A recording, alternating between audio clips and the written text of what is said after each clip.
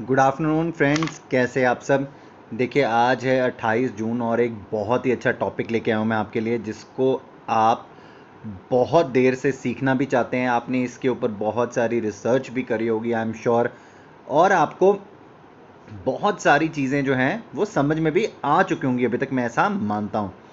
But चलिए, फिर भी मैं आपको अपने तरीके से कुछ चीज़ें जो मैं फॉलो करता हूँ और जो मुझे समझ में आती हैं सपोर्ट और रेजिस्टेंस को लेकर, वो मैं आपको इस मार्केट में 2020 की जो इस मार्केट है इसमें ट्रेड करने के लिए किस तरीके से ये वीडियो आपके लिए हेल्पफुल हो सकती है, उसके ऊपर मैं भी आपके साथ बात करने वाला हूँ। तो चलिए, मैं अपनी डिस्कशन को आगे बढ़ाता हूँ।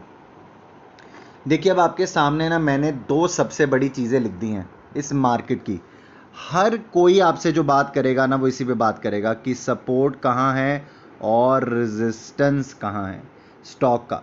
और बहुत सारे लोग मैंने देखे हैं, ऐसा नहीं है कि एक मेरे साथ नहीं हुआ, सबके साथ होता है। वो ये हुआ कि अगर आपने एक स्टॉक खरीदा है और जब आप इसको बाय कर रहे हैं तो शायद आपने उसको उसके रेजिस्टेंस लेवल के पास ही बाय कर लिया, और आपने जैसे ही उसको बाय किया तो उसने आपको एक डाउन ट्रेंड दिखाना शुरू किया। आपने जैसे ही उसको यहाँ पर डाउन ट्रेंड में आते आते आते पे एक लेवल के बाद आपको लगा कि अब ये और नीचे गिर जाएगा, अब मुझे इसे निकाल देना चाहिए, तो आप उसे अपने सपोर्ट के पास निकाल देते हैं और आप फिर से देखते हैं कि वो अपने सपोर्ट से बाउंस लेता है और वापस ऊपर आपके लेवल पर आता है।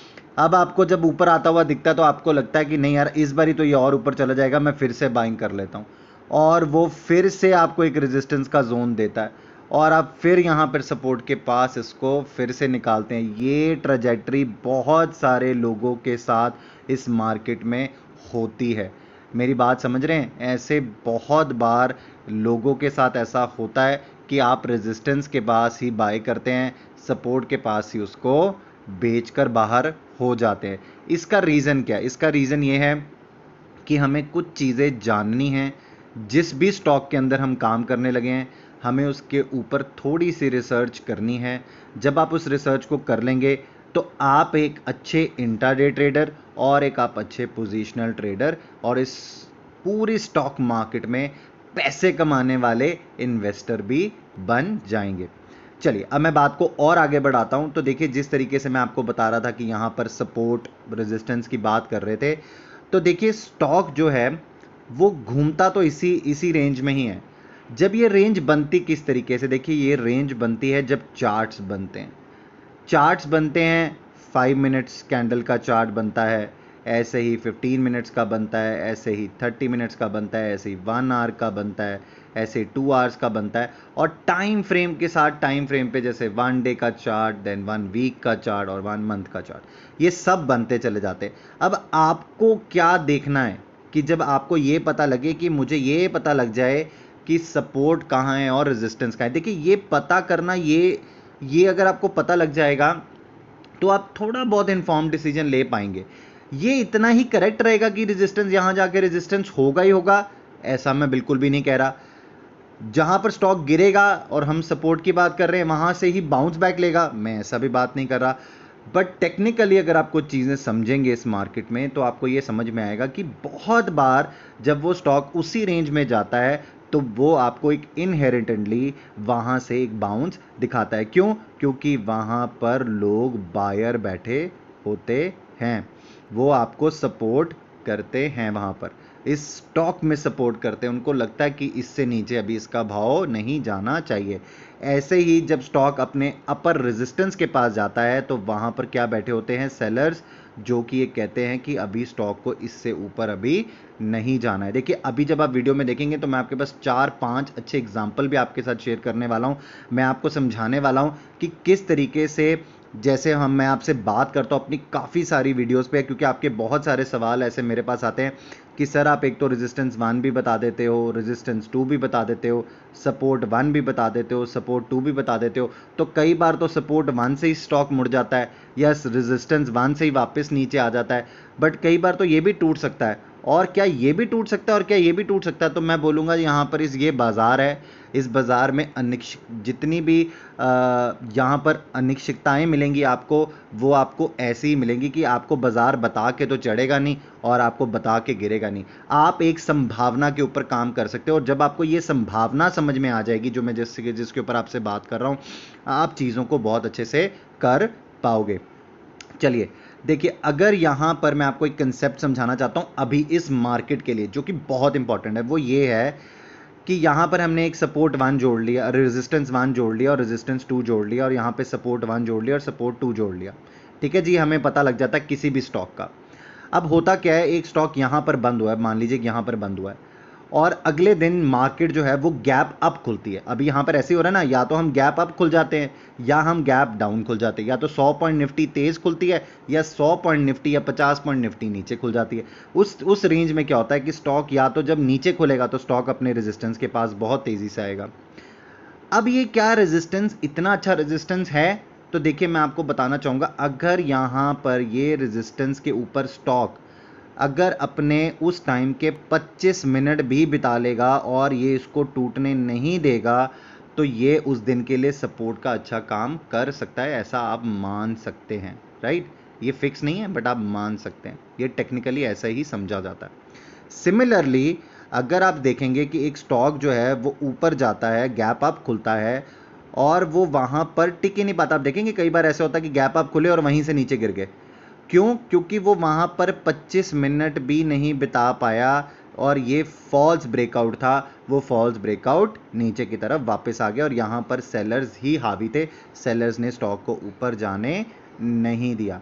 अब कई बार सिचुएशन आपके सामने ऐसे आएगी कि मार्केट का मोमेंटम ही बहुत पॉजिटिव है या मार्केट में कोई खबर ही बहुत पॉजिटिव आई थी, तो आपका ये रेजिस्टेंस जो है ये टूटता हुआ चला जाएगा ऊपर की तरफ। अब आपको यहाँ पर उस टाइम पर शॉर्ट नहीं बना लेने हैं कि मुझे तो पता था कि यहाँ पे रेजिस्टेंस है, तो मैं तो यहाँ पे ट्राई कर लेता हूँ रेजिस्टेंस के ऊपर 5 पॉइंट पे अपना स्टॉप लॉस लगा लेता हूँ।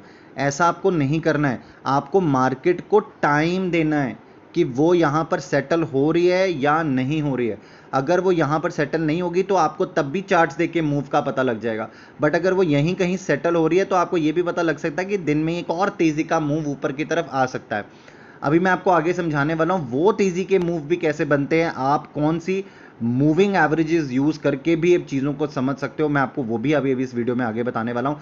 अभी आप इस कंसेप्ट को बहुत अच्छे से समझिए कि आपको यहाँ पर ध्यान रखना है कि कोई भी स्टॉक या तो 25 मिनट सुबह जब गैप अप खुलता है तो वो रेजिस्टेंस को भी देखे और सपोर्ट को भी ज़रूर देखेगा।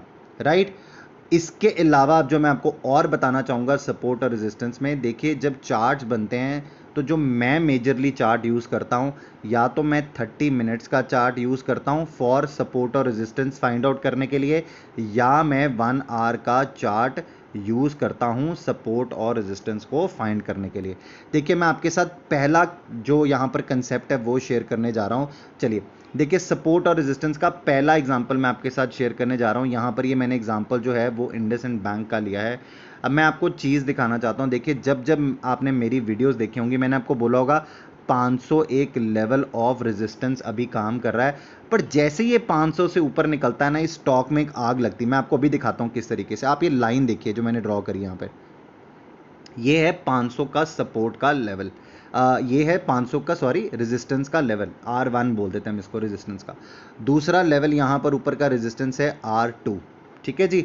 अब अगर आप देखिए जब भी ये 500 के ऊपर निकलता है तो आप स्पीड देखिए इसकी कितनी तेज़ है ऊपर जाने की और इस लेवल तक आने की। ये रेजिस्टेंस का पॉइंट अभी भी काम कर रहा है और देखिए उसके बाद ही जब ये नीचे फॉल करता है तो क्योंकि ये रेजिस्टेंस पहला भी था, इसको सपोर्ट का काम करना चाहिए था, नहीं कर पाया। क्यों? क्योंकि यहाँ पे सेलर्स है। अब आपके दिमाग में चीज़ आएगी सर कि 500 के ऊपर कितनी तेज़ी क्यों आती है। देखिए आप और मैं ऑप्शन चेन का एनालिसिस करते हैं, आई होप आपको याद होगा। हम एक साइड पे बात करते हैं कि वहाँ पर कॉल राइटर्स भी होते हैं। कॉल राइटर्स वो लोग हैं जिनको लगता है कि स्टॉक में मंदी करनी है, बट अगर स्टॉक में यहाँ पर प्राइस में मूवमेंट है और यहाँ पर तेज़ी है, तो अगर आपको देखिए मैंने अभी आपको क्या कंसेप्ट बताया था, अगर आप यहाँ पर समझ पाएंगे। देखिए मैं आपको दिखाता हूँ कि एक स्टॉक जो है, देखिए मैं यहाँ पे दिखाता हूँ, स्टॉक जो है वो पिछले दिन यहाँ पर बंद हुआ था और जब अगले दिन खुला तो उसने ऊपर ये ब्रेकआउट दिया। मैं और बड़ा करता हूँ, देखिए ये उसने यहाँ पर ब्रेकआउट दिया, उसके बाद उसने एक नीचे आने की कोशिश करी, देखिए यहाँ पर अगर किसी ने भी यहाँ पर ये इतना मिनट बिताएगा उस दिन, तो मैं आपको बता दूं कि ये आगे के लेवल कैप्चर करने कितने इजी हो जाएंगे आपके लिए। ये आप देख रहे हैं, ये आगे के लेवल आपके लिए कितने इजी हो जाएंगे, क्योंकि आपको ये पता लग चुका है अब कि ये स्टॉक जो है वो आज 500 के नीचे फिलहाल तो नहीं जाने लगा, क्योंकि इसने 20 से 25 मिनट तो यहाँ पे बिताए हैं। ये एक टेक्निकली चीज़ समझी जा सकती है। आप बात समझ रहे हैं मेरी? तो यहाँ पर एक तेज़ी का मूव आ सकता है, ये आप सोच सकते हैं। अगर आप एक इंट्राडे ट्रेडर हैं तो यहाँ पर आप एक सोच सकते हैं, ठीक है।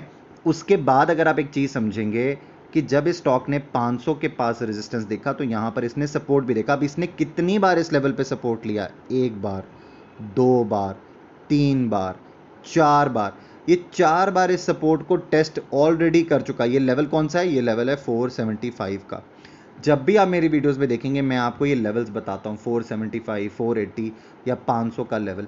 ये चीज़ें आपको मैं क्यों बताता हूँ? क्योंकि ये एक्सपीरियंस है। ये जितनी चीज़ें आप यहाँ पे देख रहे हैं, ये चार्ट बना है, ये बादल है एक तरीके से। आपको ये बादल देख के ही पता लग जाएगा कि यहाँ पर बारिश होगी या नहीं होगी। ये आपको टाइम के साथ पता लग सकता है, ये आपको एकदम से नहीं पता लगेगा। जो चीज़ें मैं आपको सिखा रहा हूँ आप इसको ऑब्जर्व करनी शुरू करिए।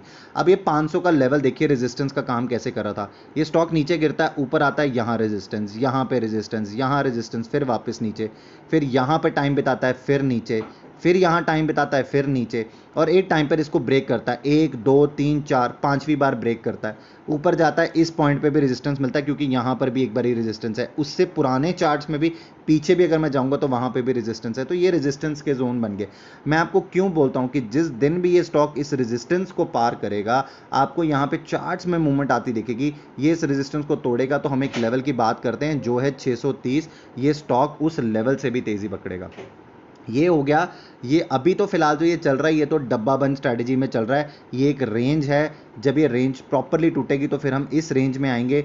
जिस टाइम हम इस रेंज में आएंगे तो यहाँ पर भी मुझे लगता है कि हम टाइम थोड़ा सा स्पेंड करेंगे और उसके बाद एक तेज़ी का मूव हम ऊपर की तरफ देख सकते हैं। सिमिलरली अगर मैं ऊपर के मूव की बात कर रहा हूँ तो मैं आपको याद कराना चाहूँगा, इस स्टॉक ने अपना एक अभी रीसेंट उससे पहले लो भी लगाया है, जो कि ये वाला लो है। और ये लो जो था ऑलमोस्ट ये 454 के, if I am not wrong 454 या 456 के करीब का लो था।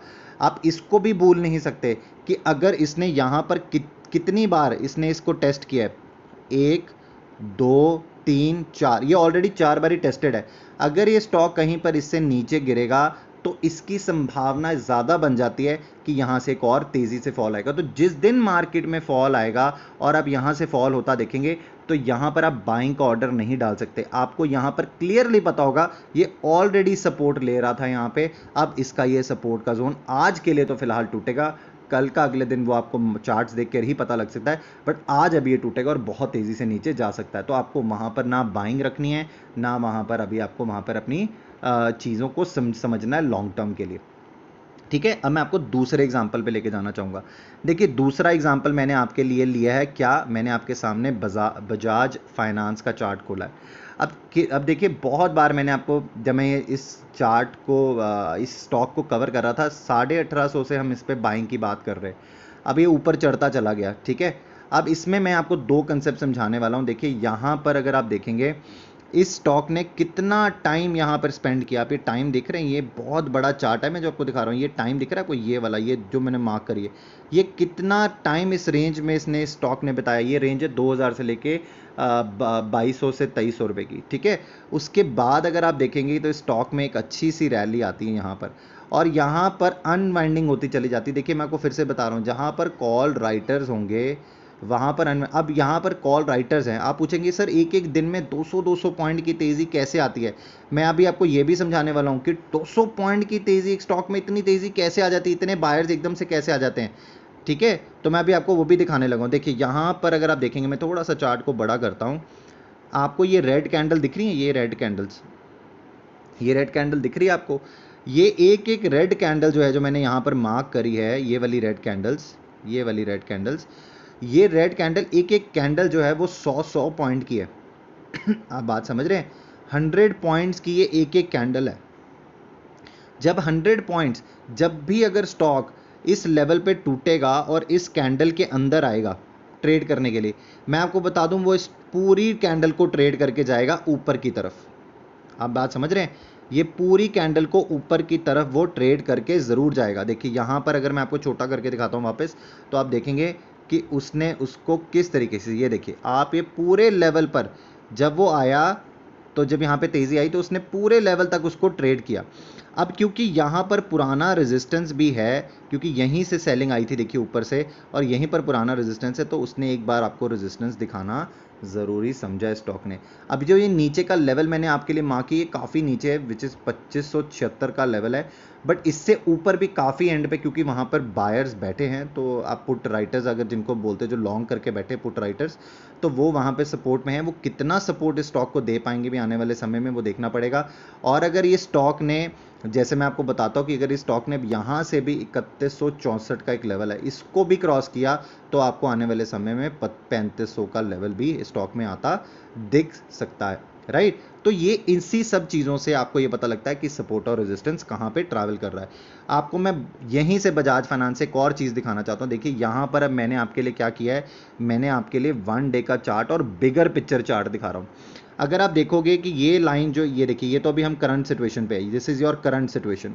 मैं आपको थोड़ा सा पीछे लेके जाना चाहता हूँ। अगर आप देखेंगे यहाँ पर इस स्टॉक ने इसी लेवल पर, जो कि जहाँ से ये मुड़ा था अभी 3100 प्लस, जहाँ से भी 3100 प्लस के लेवल से नीचे गिरा, अगर आप देखोगे तो इसने पुराने टाइम पर इसी रेंज पर देखिए सपोर्ट लिया।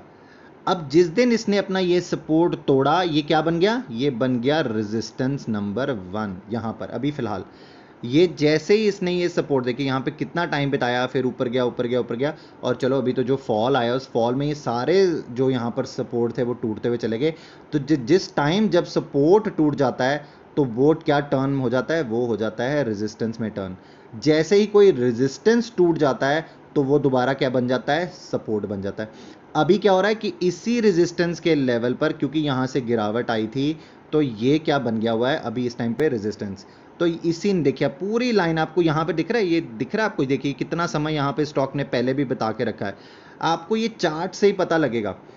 इसी सब चीज़ों को देखकर जब मैं भी अपनी वीडियोस बनाता हूं, तो मैं आपको चीज़ें समझाने की कोशिश करता हूं। देखिए ये वीडियो काफ़ी बड़ी बनेगी।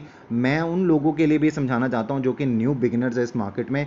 देखिए बहुत सारे लोग अभी भी कहेंगे कि सर इसका हमारे लिए कोई फ़ायदा नहीं है। देखिए ये एक्सेप्शन ज़रूर है कि इस मार्केट में 5% लोग बहुत ही ज़्यादा किस्मत लेके आते हैं, जिनको नुकसान भी नहीं होता, और वो जिस ट्रेड में जाते हैं वहाँ से पैसा कमा लेते हैं। बट देखिए एजुकेशन होना, अगर आपको संभावना पता होगी, तो मुझे लगता है कि आप चीज़ों को अच्छे से कर पाएंगे। मैं आपको लास्ट एग्जाम्पल पे लेके जाना चाहता हूँ। इस लास्ट एग्जाम्पल पे जब मैं आपको लेके जाऊँगा, आप चीज़ों को और अच्छे से समझ पाएंगे। देखिए मैं जब ट्रेडिंग करता हूँ, मैंने जैसे आपको बताया था, मैं यहाँ पर 3 मूविंग एवरेजेस को यूज़ करता हूँ। देखिए मैं पहली मूविंग एवरेज यूज़ करता हूँ 9 डेज़ की एक्सपोनेंशियल मूविंग एवरेज।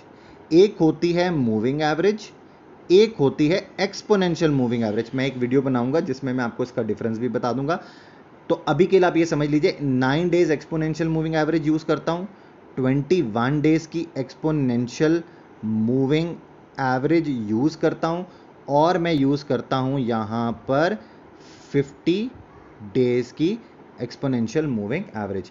तो मैं फ़िलहाल जो यूज़ करता हूँ वो ये करता हूँ। अगर मैं आपको एक चीज़ बताऊँ कि अगर आपको किसी भी स्टॉक में अप ट्रेंड चेक करना है, तो आप ये बजाज फाइनेंस का स्टॉक ही देख लीजिए भाई साहब। ये मैंने ग्रीन कलर की लाइन दिख रही है आपको, ये ग्रीन कलर की लाइन जो मैंने मार्क करी है, आपको मैं स्टॉक थोड़ा सा पास करके दिखाता हूँ। ये देखिए स्क्रीन को, ये आपको ग्रीन कलर की लाइन दिख रही है, ये है 9 डेज़ की एक्सपोनेंशियल मूविंग एवरेज, ये वाली।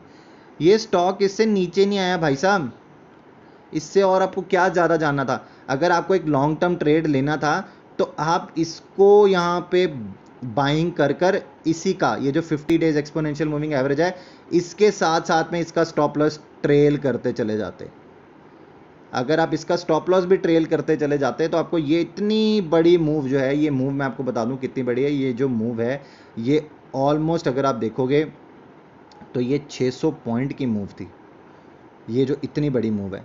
अब अगर आप यहाँ पे देखेंगे, मैं आपको कुछ पॉइंट्स दिखाना चाहता हूँ। यहाँ पे आप बार्स बनती देखेंगे। मैं आपको बार्स, मेरा जो मोटिव था आपको यहाँ पे दिखाने का इस चार्ट में, वो था बार्स। आप ये बार्स देख रहे हैं, ये जो बन रही हैं ग्रीन बार्स, ये जो बनी है ग्रीन बार्स, ये वो लेवल्स हैं। क्योंकि जब आप बजाज फाइनेंस की वो देखेंगे, ऑप्शन चेन देखेंगे, तो वहाँ पर आपको लेवल दिखते हैं 2300, 2400, 100 पॉइंट की दूरी है।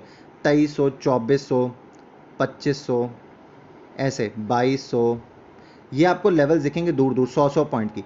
The time you cross this level significantly, यहां पर जितने भी कॉल राइटर्स बैठे हैं, ये सिग्निफिकेंटली का मेरा मतलब है 2200 से ऊपर निकल के 25-30 मिनट बिताना।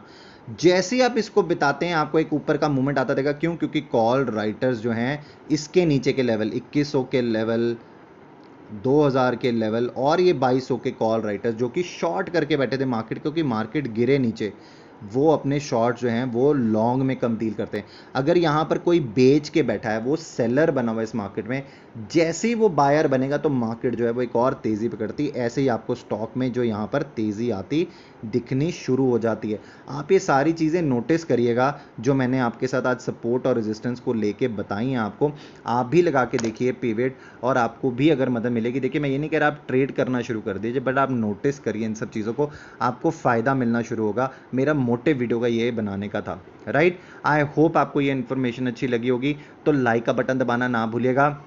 अगर आपने मेरा चैनल सब्सक्राइब नहीं किया तो चैनल सब्सक्राइब कर ले, एक बेल आइकन है इसे प्रेस कर दें, ताकि मैं जितनी भी और वीडियोस डालूं वो सबसे पहले आपको मिले और आप उसका फ़ायदा उठा सके। Thank you so very much.